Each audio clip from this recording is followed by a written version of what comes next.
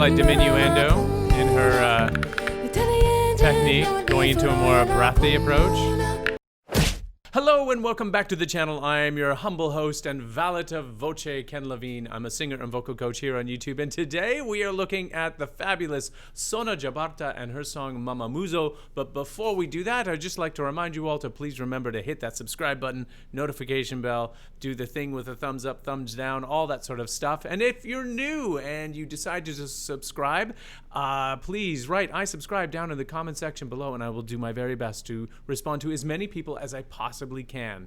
Now, Sona Jobarteh is a singer, songwriter, musician from West Africa, and she plays a traditional kora, which is a incredible, I don't know, harp-like instrument, but very, very interesting. And she just sort of bubbled up on my feed here, and I thought, let's give her a listen. 11 million views on this concert from the Franz Liszt Weimar, I guess, I don't know, a concert in Germany. And we're going to start right now. 3, 2, 1, go. So Sona Jobarteh is the musician in the middle with that large instrument. It looks like a drum with a sort of a guitar neck on the top, but you can see it's a bit of a harp type instrument that she plays by plucking with her thumbs.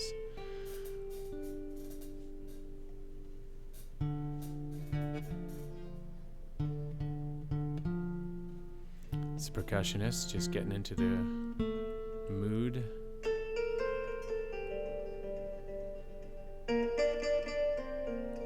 So that's Sona right there.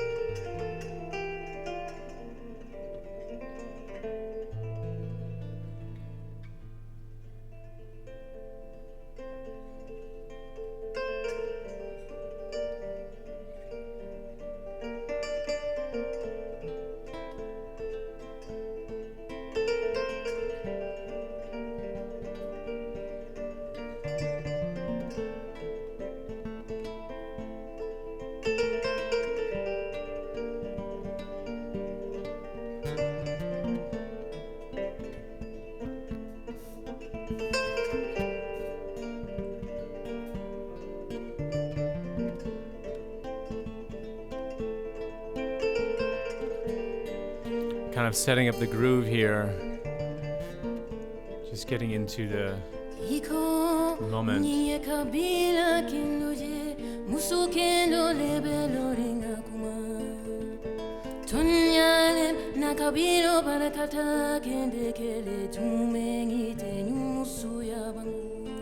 wonder if there's some closed captioning on this. Nope. It would be nice to know what she's saying.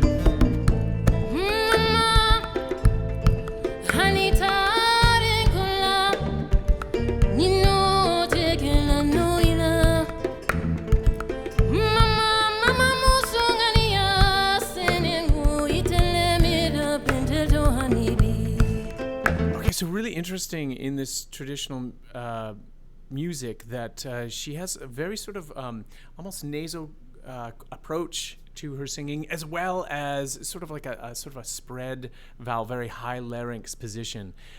I have a half-baked, quarter-baked theory as to why she would choose to sing that particular way. I mean, it might just be her voice, and that's her style, and that's the traditional way. But I'm not sure. I'm not sure yet. So I'm going to keep my half-baked, quarter-baked theories to myself and just enjoy the music. It's very trance-like, hey? You know, that just going between those two minor chords. It's very cool. I think they're minor. It sort of has this meditative quality about it.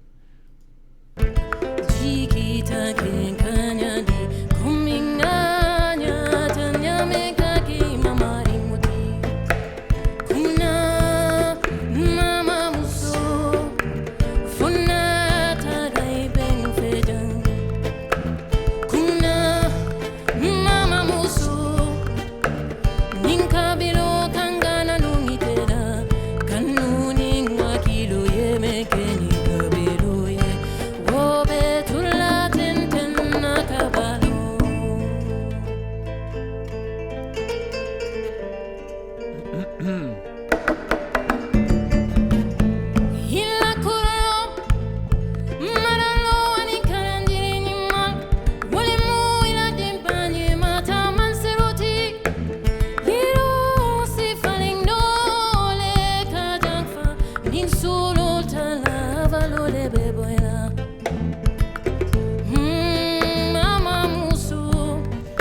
going really high and up through her range. You could hear that she was going up into the upper register of her voice, and then going down into a more breathy sort of lower register. Obviously, a great dynamic range in between. Dynamic. It's a great range of that she has control over. I have a lot of respect for anyone who can sit down and play an incredibly intricate instrument like that, as well as sing. Remember all those lyrics. It's really quite amazing to watch. I did read a little bit about Sona. I don't know much about her, but I did read a little bit about that that particular instrument that she's playing. The kora is unique. She's a unique musician for a couple of reasons. One is that's traditionally played by men. It's a male-dominated sort of instrument, and as well as that whole tradition of manding music, which is particular to West Africa, is apparently only able or traditionally allocated to one of 5 families that is allowed to play these traditional instruments in this style, in this kind of music. Which she is a part of one of those families, and the historical tradition is passed down from father to son. Very, very interesting. And we looked at a little bit of that tradition in Pakistani musician singer, and again, that was one of those traditions that's passed down from family member to family member in this sort of like musician class. It's very cool, interesting tradition to have, and you feel like there's a deeper connection to those historical. There's a deeper connection to the tradition and traditions being passed down. Very interesting. Very interesting singer. I'm getting totally drawn in and entranced, beguiled by this music. It's very hypnotic.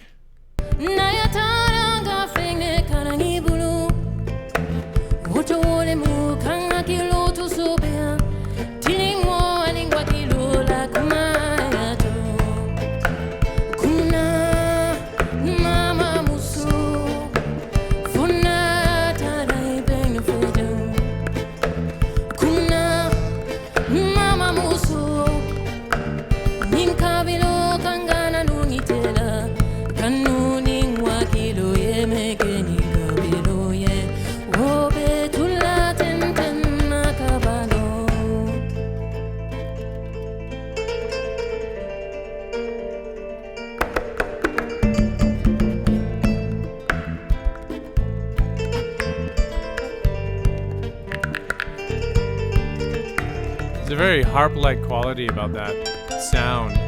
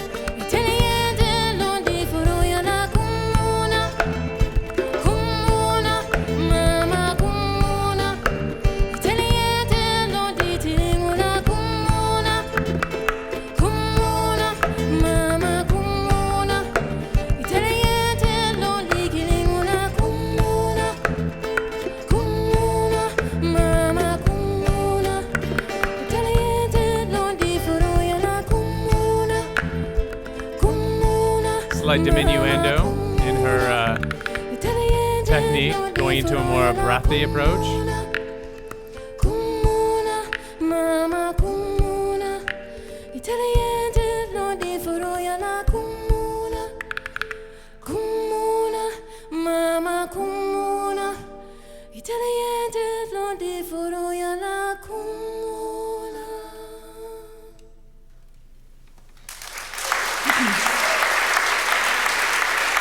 Yeah. All right. Yeah, that was a cool trip. You know, hearing these traditional instruments in the concert hall and these songs is such a treat. It feels a little bit like you're now hyper focusing on their technique and the song in a way that you might not necessarily appreciate if it was. I don't know if this music is traditionally like for the concert hall, or if it's much more. Is it a spiritual instrument, or is this something that would be more associated with the marketplace in a folk tradition?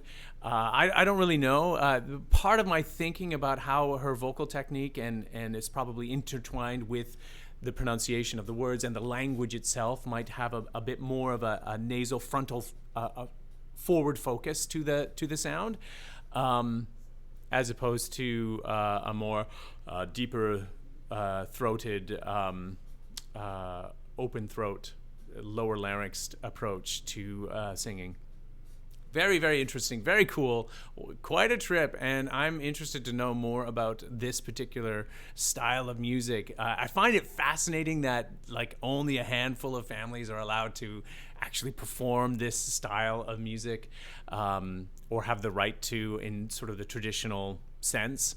I think that's I don't know. It's kind of. It kind of, I suppose, in a sense, maintains the authenticity of that particular style of music. There is often a threat or the chance that a possibility that the music could become stagnant, but I don't think that's the case.